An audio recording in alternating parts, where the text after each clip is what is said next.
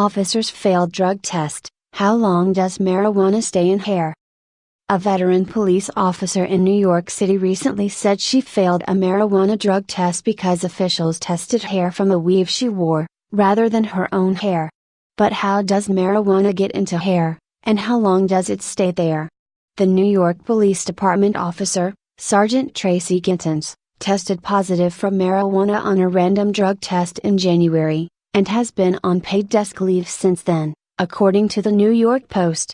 Sources now tell the Post that Gittins claims the drug test, which used a hair sample, came back positive because officials accidentally tested strands from her human hair weave. She doesn't smoke marijuana and she's unaware how it may have gotten into her system, a police source told the Post. That's why she's thinking it may have been the weave. Gittins has been with the police department for 13 years, and once worked on the security team for Chirlane McRae, the wife of New York City Mayor Bill de Blasio, the Post said. 9 weird ways you can test positive for drugs. Marijuana and many other drugs can make their way into people's hair through the bloodstream.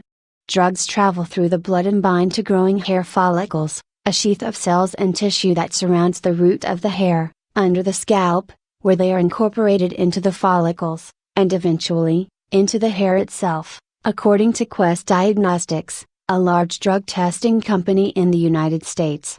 It takes about 5 to 10 days for hair containing marijuana or other drugs to reach the surface of the scalp, Quest said.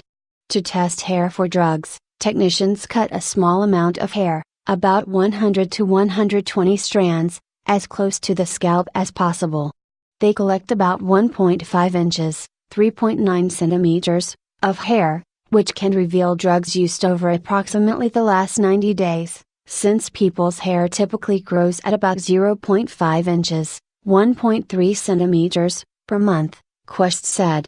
Employers use hair drug testing when they want to evaluate employees' long-term patterns of drug use, over the last 3 months, and might require this test before someone gets a job, or as part of a random drug testing program, according to Quest. But hair testing can't show very recent drug use, in the last few days, and so for detection of recent drug use, employers would use urine testing, Quest said. In 2015, about 7% of the U.S. workforce tested positive for marijuana using hair drug testing, according to Quest data. For marijuana testing, samples are analyzed for a breakdown product of tetrahydrocannabinol, THC, called THC carboxylic acid. It's very hard to fool a drug hair test, Quest said. Only a small amount of marijuana, 1 picogram per milligram, pg/mg, needs to be present to get a positive result. For comparison, about 300 pg/mg of methamphetamine and 500 pg/mg of codeine needs to be present to get a positive result for these drugs. What's more, when Quest researchers tested various hair treatments, including shampoos, sprays, gels, or bleaching and dyeing, they typically had little effect on test results.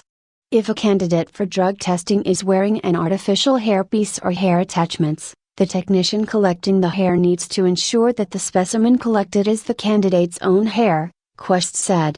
If hair on the head is not available, then body hair from other sites, such as the chest or underarm, may be used.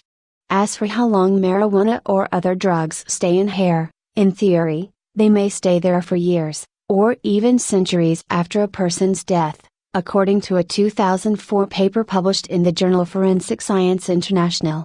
In one case, researchers detected the presence of opiates in hair samples from the Victorian poet John Keats, 167 years after his death, the paper said. Researchers have also detected benzoyl-ligonine, a metabolite of cocaine, in the hair of Chilean and Peruvian mummies thousands of years after they were buried. Clearly, organic substances are capable of surviving in hair for thousands of years under favorable conditions, the paper said.